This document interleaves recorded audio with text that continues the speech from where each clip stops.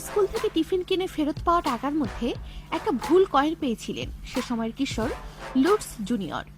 ৭২ বছর পর সেই ভুল কয়েনই নিলামে বিক্রি হয়েছে $2,04,000।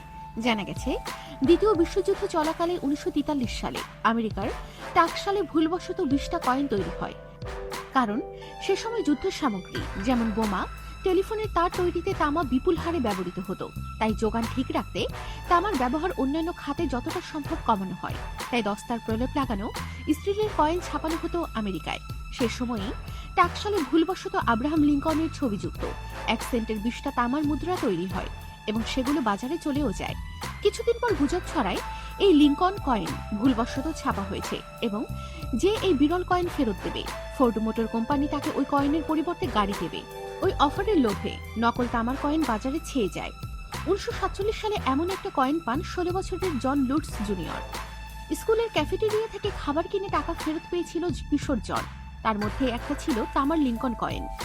বিরল কয়েনের বিনিময়ে গাড়ি পাওয়ার খবর জনও পেয়েছিল।